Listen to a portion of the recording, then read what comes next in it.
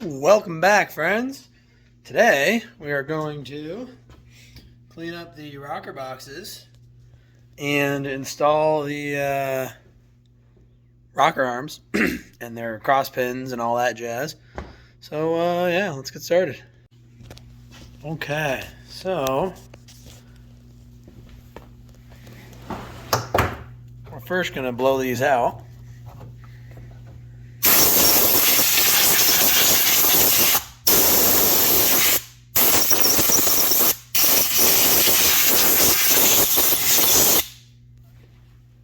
Honestly, though, my powder coat guy did such a good job cleaning them out. I almost don't even need to clean these, but I'm going to anyway, of course. Now we got the simple task of putting assembly lube all over this stuff. And this is not efficient because I only have one hand, so I'm going to have to put this camera down. Let's just take a minute to appreciate these rocker boxes.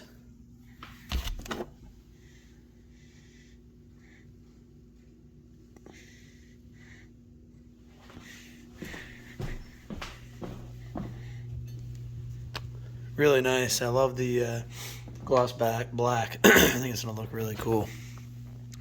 So we're just cleaning those up a little bit. I'm going to unwrap this and clean the backside of that. And then we got the rocker boxes all built back up. I'll just drop the covers on top. Clean the pushrod bases, and that's about it. Clean this guy up next. He's looking beautiful. Just got the rocker box covers done. I got all fingerprints on them, but they'll clean up, obviously. My intake manifold. Alright, so I just popped up the pulley cover and the cam chain cover, or cam cover, just to kind of see what they look like. I think that'll be awesome. My 2-into-1 is going to block most of this, so it'll just look black, and then obviously the heads and everything are all black. So it should look really good. And we're back, friends. Just got back from the Harley dealer, or going back from the Harley dealer, to order new oil lines for the bike. I couldn't find anything good aftermarket online. There's no like OEM copies, and there's all like stainless fancy ones for bikes, but I don't know. The Sportster's got all the rubber lines with those crimp connectors, which I've always hated those like shark bite style connectors because they seem to leak all the time. So I know a lot of people are like, oh, do it right and use those crimp connectors. I don't like them. So I'm purposely going to use fuel line hose clamps because I've had really good luck with them for years now. I've been running those on my tank, oil tank, and then they finally stopped leaking. I could not get those crimp connectors to not leak. I don't know if maybe I install them right, whatever, but the stock ones leaked originally, which is why I replaced them. The new oil lines will be good. I wasn't going to do oil lines because they're in really good shape. They're probably fine, but they are going on 20 years old, so I'm like, I was talking to my friend, and he's like, dude, replace the oil lines, so it's worth it. It's like $100. And then people say online they're not molded, you can run regular hose. I didn't even want to bother with it. I'm like, for $100, I got some other parts too, actually, so it's actually quite a bit less than that now I think about it. So it was probably only 60, 70 bucks. But anyway, it just was worth it to me. I actually already replaced one of the lines already anyway a year ago because I accidentally cut through it. So, like, I'm in a good spot. Just make them all new. This bike's going to be a freaking ripper, and God forbid you blow an oil line and get oil in your rear tire. You're dead. So, let's not have that happen. Plus, at 7,000 RPM, the new red line, they probably have a little more oil pressure.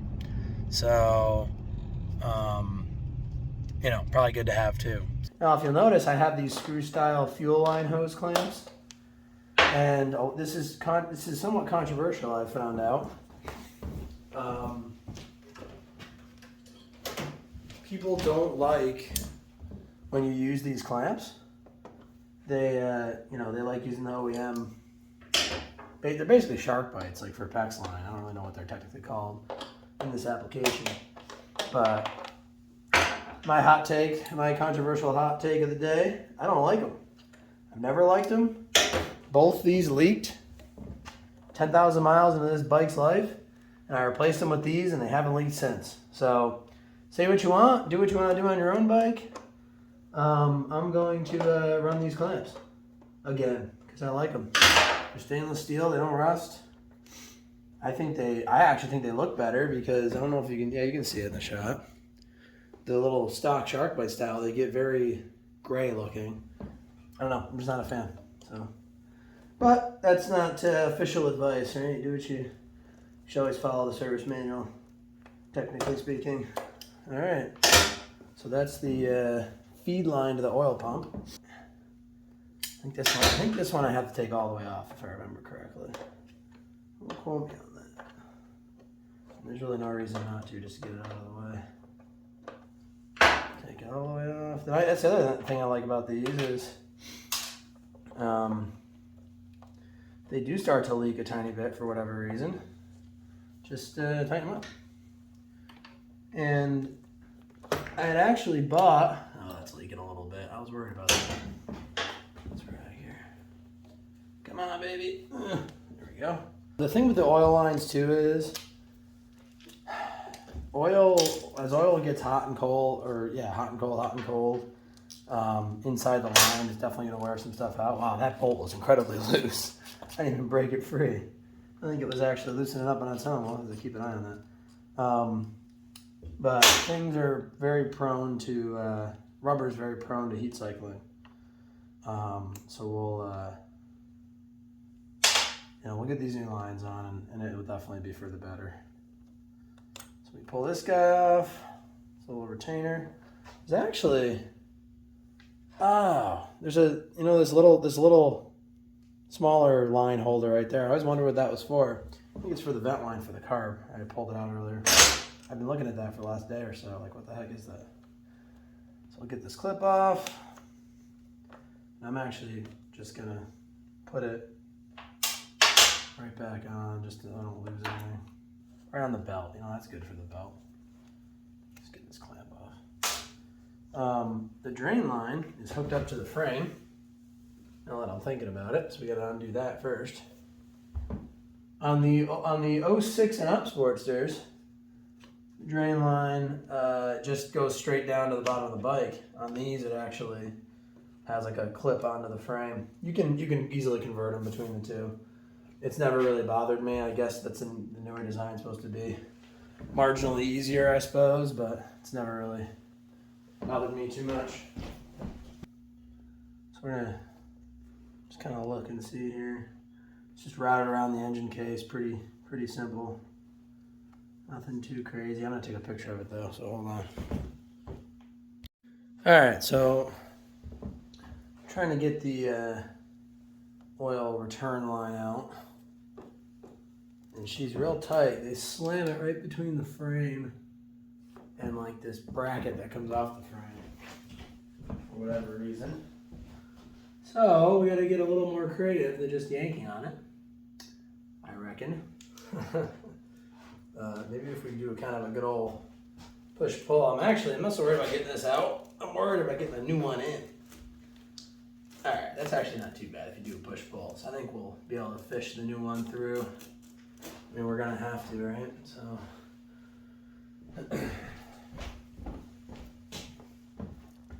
cool. Okay, so that's out. That here. So again, this line's new. So the only thing left to do is pull this guy off. This one went to the bottom of the oil tank. Also, that connection's also loose. I'm telling you guys, I don't like these. I know that they've been running them on these bikes for years and years, and obviously it didn't leak somehow, but that is not that tight. I mean, you don't want a rubber hose to spin on its connector like that.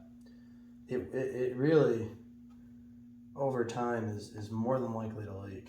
So I'm more than a little surprised that Harley still uses these. Now, hey, maybe my specific bike was built on a Friday kind of thing, and some tech or whatever at the factory. There's the word I'm looking for. Just didn't do a good job. It's very possible, I suppose. But that being said, I know I'm not the first person to have leaky oil lines, especially at the tank. Granted, those are the ones people can see, so maybe they actually leak other places and people just don't know it. But, so anyway, I'll stop ranting about that. I have a strong opinion on the subject, I suppose. This is like embedded in the rubber. All right. So that, interestingly, this one's a barb. That one's a single barb. Just kind of interesting, I suppose. We can, yeah, we'll leave that on. Okay. Yes, this is the new one. So the last one is just this little chunk here. This is nice. This is just throw a backer wrench on it, 9/16, and then you crank that loose. Oh. There we go. Not very tight into the oil pump. We'll give that half a turn. So these nuts right here to change this line, I don't know if you could do this without taking the cam cover off, which, to take the cam cover off, you have to relieve pressure from the push rods, which means you got to take the whole rocker boxes off the engine, because obviously they're pushing down, the rocker arms are pushing down the push rods. Because what will happen is if you pull that cover off and there's tension on the cams, it'll just like bend all the cams down, and apparently you can actually split the case. And it's just, if it doesn't, it's just really not good for it. So, all right. Get that guy off. Nice. She's just a little fella. This is an important line though, because I'm pretty sure that's the output of the pump. So, actually it has to be this. That's what goes to the engine. So, if this little guy leaks, you immediately lose oil pressure. And you don't want to lose oil pressure. That's not good. So, get this guy free, and then we just take a little screwdriver here, and we turn it right out of the case. So I did some soul searching, and more importantly, some researching, and realized that in order to get the oil pump drive gear off, which they recommend you replace with a bronze one from the Buell bikes, because you're revving the engine to higher RPMs and making more power. Apparently the steel drive gears can wear out. Anyway, so because of that, I got to take the oil pump off anyway, I'm realizing now. So I may as well just take it off now and let it sit when I do that. And you know what, it is nice to replace the gasket. So, if you're gonna do something, do it right. Oh yeah, I love ball end tools, man. They come in handy, but they're very weak. So you don't want to break bolts free with the ball end, especially these are Harbor Freight ones. Which they're a decent quality, but they're nothing to write home about. So you always want to break the bolt free with your regular Allen head, and then you can switch to the ball end to extract to back it out. And we can do this one here, hopefully. Oh yeah, no problem. Working on these Harleys, these seem to really save your butt, these long reach. I've used these multiple times now throughout this project. So, highly recommend this tool. Problem. Working on these Harleys, these seem to really save your butt, these long reach. I've used these multiple times now throughout this project. So, highly recommend this tool. Good thing to have. There's a nice puddle of oil sitting on the little recess the oil pump sits in, so we'll have to stick that pan under there. Okay, that bolts out. They don't quite fit, so you just gotta let them sit there until you get the oil pump out. Keep this one still in there a little bit. This one might come out. Oh yeah, that'll fit. Right in the oil. That's how that works. Okay. Good, perfect enough. Probably got a little bit of a seal here to break. Yep, comes right out. If we're quick about this, okay, we didn't get too much oil on anything, that's good. So we're doing one last thing here before we go. I got all the oil lines off, which I'll show you in a minute, but just simply attaching the horn back onto the its bracket. I got its bracket powder coated because it was all rusty. I could have really gone to the extreme and taken the whole horn apart and had all that powder coated, but the horn's in good shape, so I didn't bother to do that. So the only disadvantage of stainless hardware, which its advantages far outweigh its disadvantages in my opinion, but into aluminum, which this isn't, but a lot of the stuff in the bike is, they can galvanically corrode a little bit easier than steel and aluminum. However, if you use anti-seize, I've never personally had an issue, and I've used a lot of stainless hardware in my life. And if you need to use Loctite, Loctite actually can act as anti-seize in those applications as well. It just creates a barrier between the stainless and the aluminum. And they sell stainless hardware kits for Harleys all the time. This is nothing new, but I'm not being a revolutionary here, but just food for thought anyway. We're going to go down that route. But, yeah.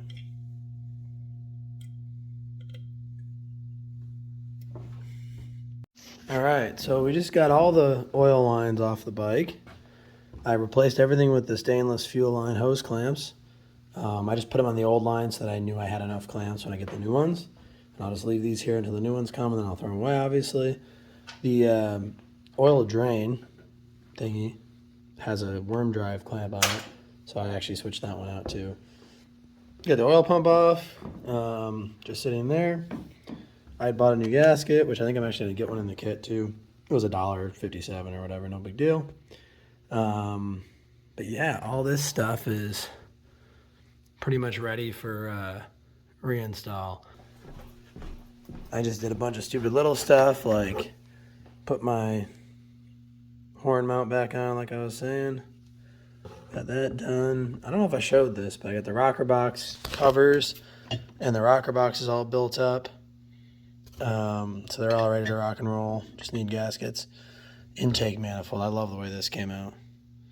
Got a nice new stainless bolt in there too. And the intake manifold clamps. Primary. Cam covers all ready to rock and roll. I even lubed all the holes. I'll probably have to do them again because it's dripping, but whatever. Push rod bases are good to go. Put the little plastic clips in the spark plug holder / choke holder thing. And yeah, look how dug out my case was here. Doesn't matter, you really can't see it, but kind of ugly. But it looks a lot better with new powder on it. So yeah, we're kind of just waiting on stuff. All my parts here, it's kind of neat to see this disappearing little by little. I'm just kind of in a holding pattern. Hold on, let me clean you up. I'm just kind of in a holding pattern a little bit until all the hammer parts come. Oil lines are on order with the Harley dealer for 7 to 10 business days. So if I at least get the oil lines in, I can definitely do a lot of work, which would be nice, but not a big deal. We'll get her done. So anyway, guys, thanks for watching. God bless America, and I'll see you on the next one.